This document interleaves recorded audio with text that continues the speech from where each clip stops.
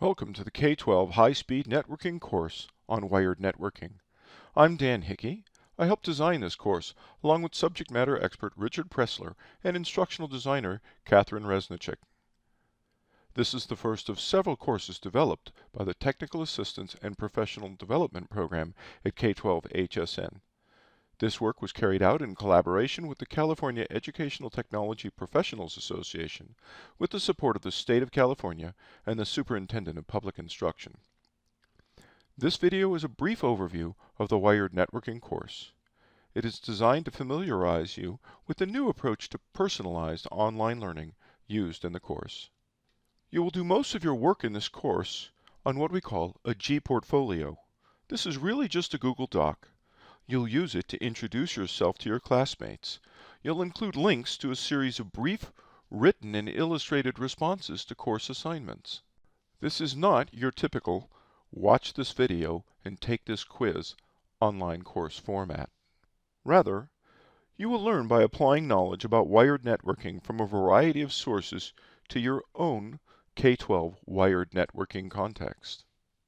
You'll be able to look at and discuss and learn from work from other current and former students, and even ask colleagues outside of the course or your supervisor for input if you like.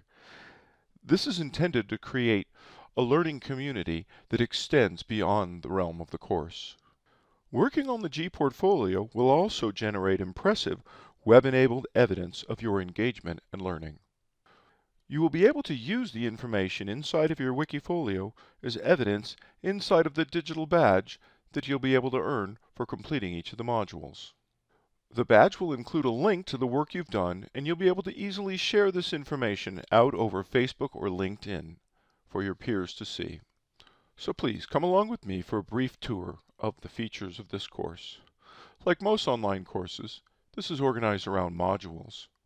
You can see that this course consists of 6 modules, including an introductory module. You should go ahead and start with the first module, Module 0. You can learn about the instructors, get a more detailed overview of the course, and then complete the first assignment, where you create a G-portfolio and introduce yourself. You'll notice that there are instructions embedded with more information. Some of you may need this additional information if you're relatively new to online learning. For some of you, this level of detail might be a little bit of overkill. However, it's important to try to follow the steps to make sure that you get everything in the right place. Now, let me show you how to complete the assignments in each module. We'll go to Module 1. You want to take a minute and go over the introductory part for the module. That'll tell you everything that's in the module and the competencies that you'll gain. Then go to the first assignment on structured cabling.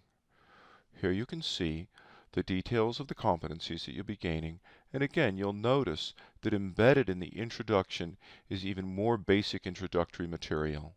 If you're new to networking, you should really read this information carefully. It'll give you the context and the background you'll need to make sense of the information in the assignments. You'll notice that each of these introductions also have additional information in the form of embedded hyperlinks to explain to you.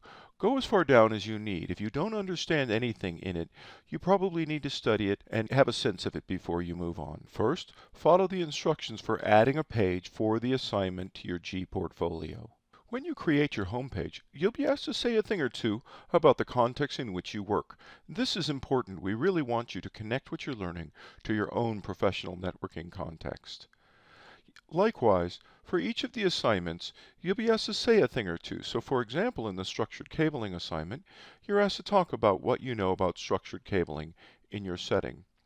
The assignment then asks you to insert headings for each of the parts of the assignment, then say a sentence or two about what you already know about that topic. You'll go back and forth between your portfolio assignment and a set of resources, as seen here. These are resources that we've carefully selected, and they're ordered in terms of complexity.